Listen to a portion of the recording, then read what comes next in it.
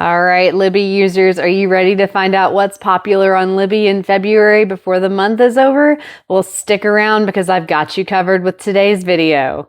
Hey there, book lovers. If you happened to catch my video a couple weeks ago about popular titles for the month of February on Hoopla, then today's video is going to be very familiar because I'm doing popular titles for the month of February on Libby. If you missed that video, you can catch it here. I'll also put a link to it in the description as well, in case there are any Libby users out there who are also Hoopla users and would like to catch up on that video.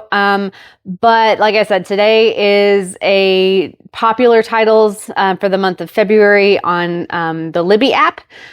So what I did was I went through on the app and sorted with the popular tab.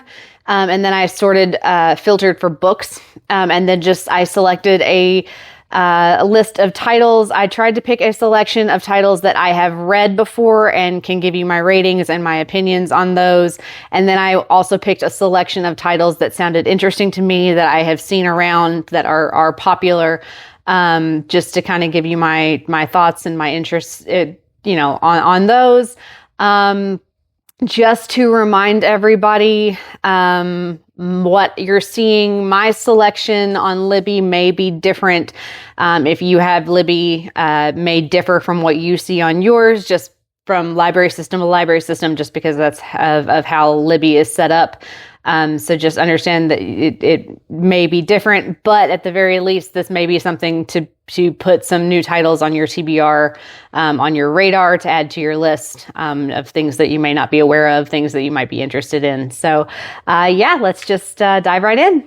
So the first book that I have for you guys today is one that I'm sure a lot of people have heard of and a lot of people have probably read, but it is obviously still pretty popular. This is Throne of Glass by Sarah J. Maas. The story follows Selena Sardothian, an assassin and prisoner who is brought before the king to compete in a competition where if she wins, she'll gain her freedom and become the king's champion.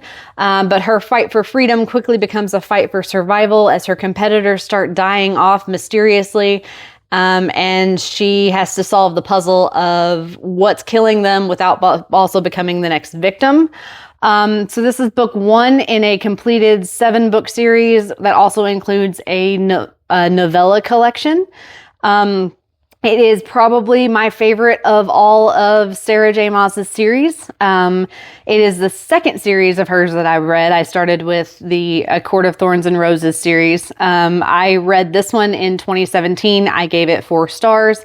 I am well overdue for a reread, especially now that all of her series are out and published, at least for the time being. I know she has some other books in the series that she's got out that she's currently working on and, all of that. But I have been wanting to reread this series, especially considering there is that novella collection. I talked about the Assassin's Blade, that there are different reading orders, out there to read this in that I read it in publication order, but there are other reading orders to read it in that are suggested that include reading that novella collection in like a certain order in between some of the books. That I never read that one, but I have seen it out there where if you read that in between, it gives more context. So it has been on my list to reread this series. And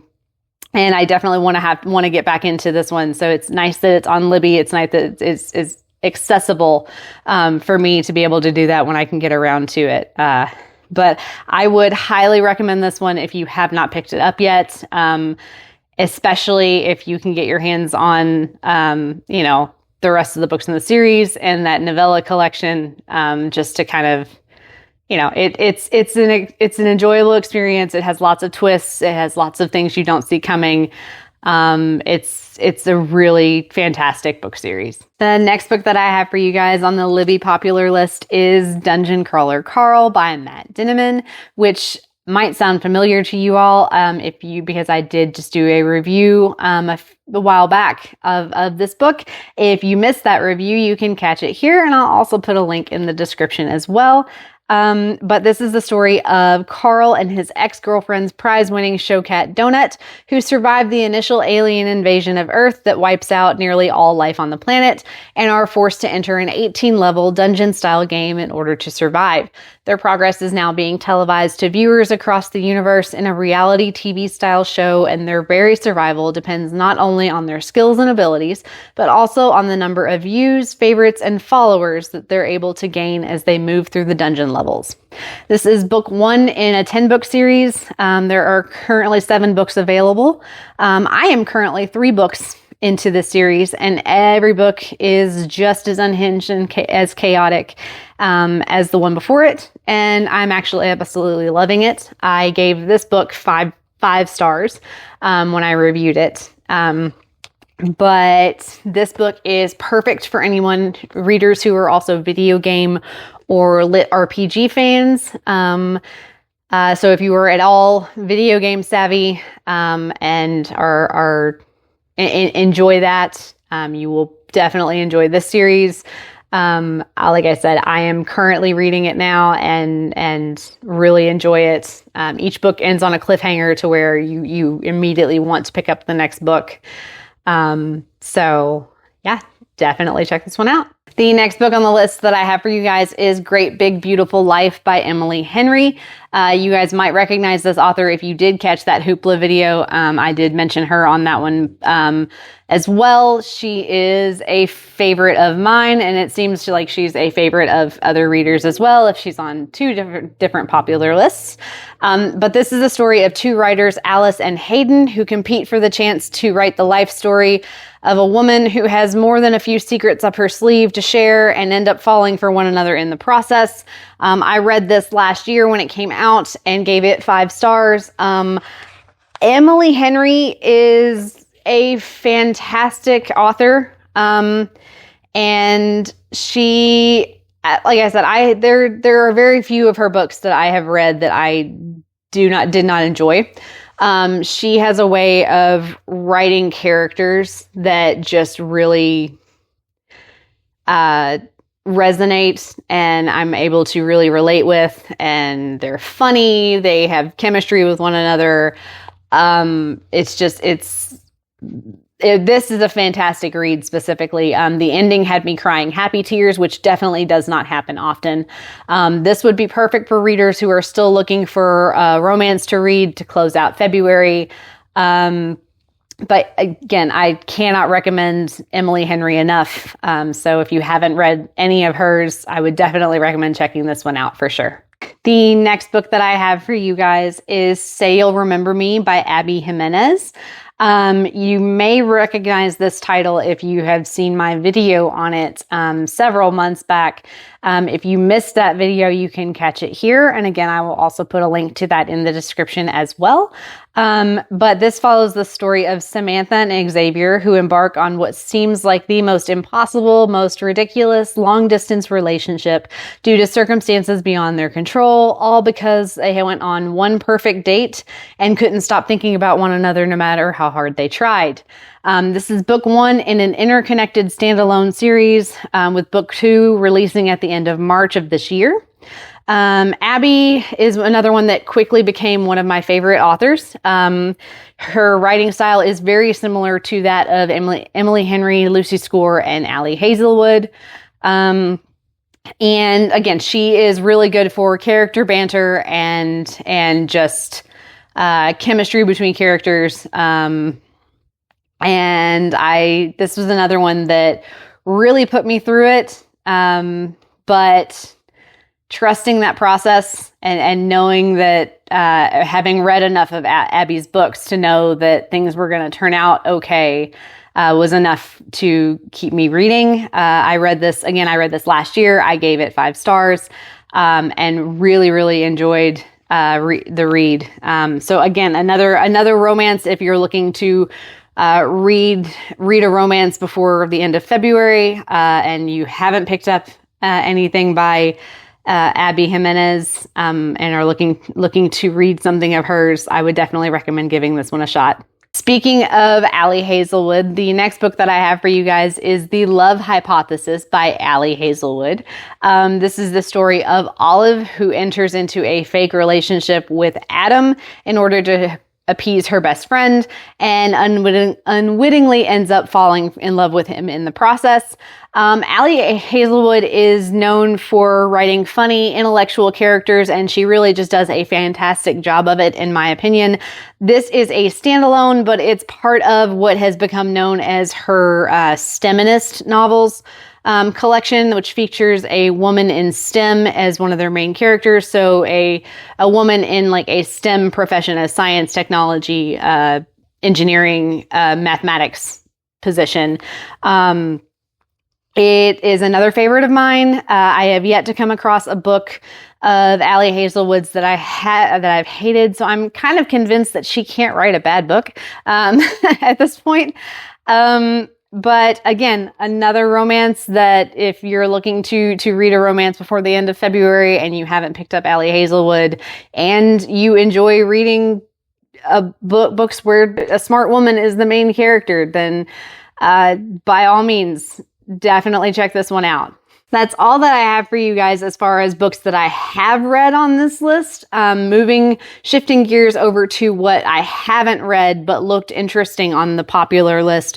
We have Red Rising by Pierce Brown, which follows the story of Darrow, who is a Red, which is the member of the lowest caste in his society, who infiltrates the Institute and competes for his life against society's ruling class in order to make things better for himself and his fellow Reds after finding out that they've been lied to all of their lives. It is book 1 in the Red Rising saga series. According to Goodreads, books 1 through 3 are the original trilogy, which is continued in a second trilogy, which is books 4 through 6. There are 7 books in the series. 6 books are currently available. Book 7 is expected out in July of this year.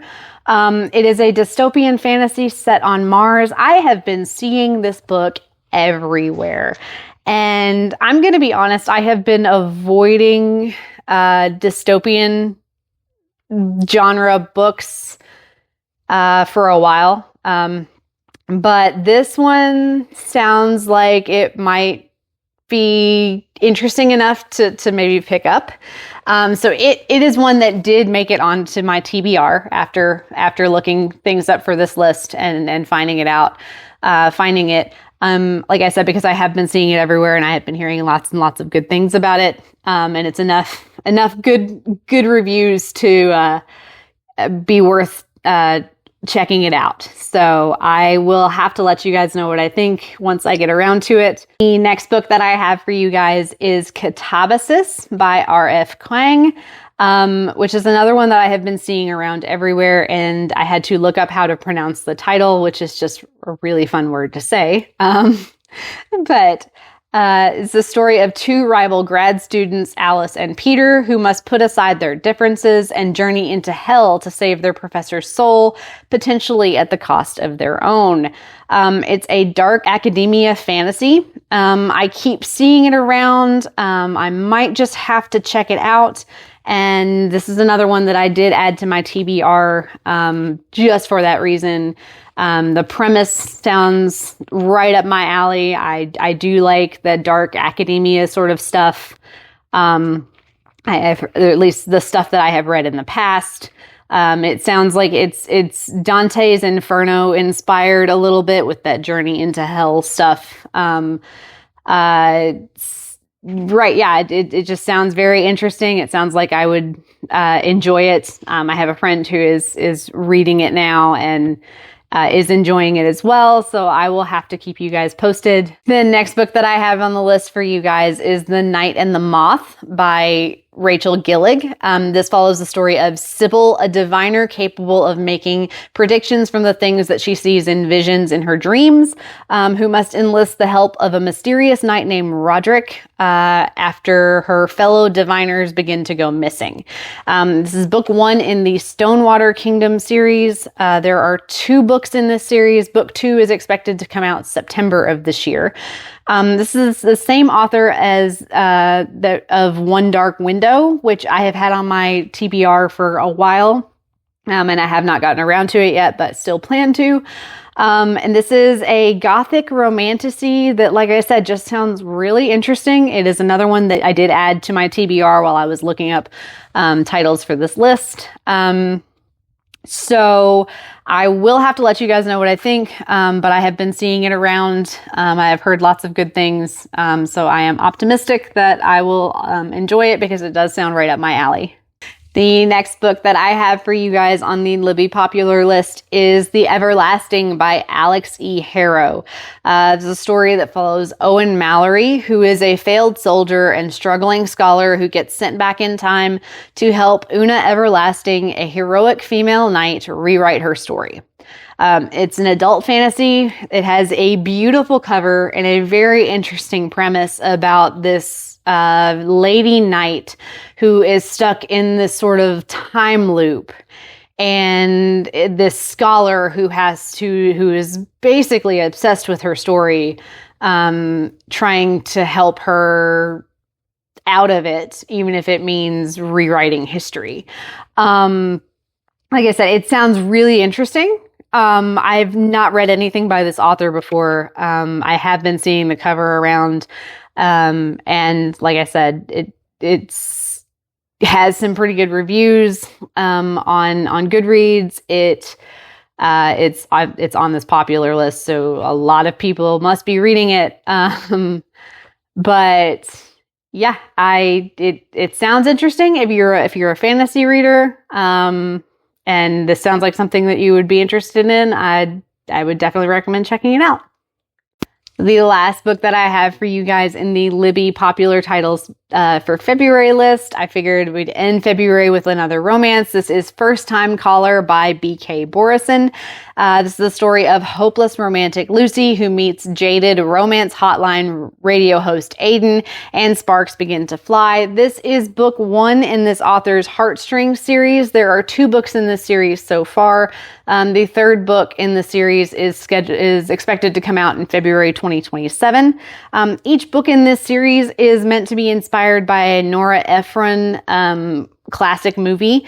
This one in particular was inspired by Sleepless in Seattle, which is a movie starring Tom Hanks and Meg Ryan. The second book in this series, I believe, is inspired by When Harry Met Sally with Billy Crystal and Meg Ryan. Not sure what the third one is going to be inspired by, so I'll have to keep an eye out for that one. I have not read anything by this author yet. It's on my list, but this one definitely got added to my TBR as well. I will have to let you guys know what I think because it does sound very interesting. I have not watched Sleepless in Seattle since I was at least in middle or high school. It has been quite a while, but I know I watched it when I was younger, because we owned the VHS copy.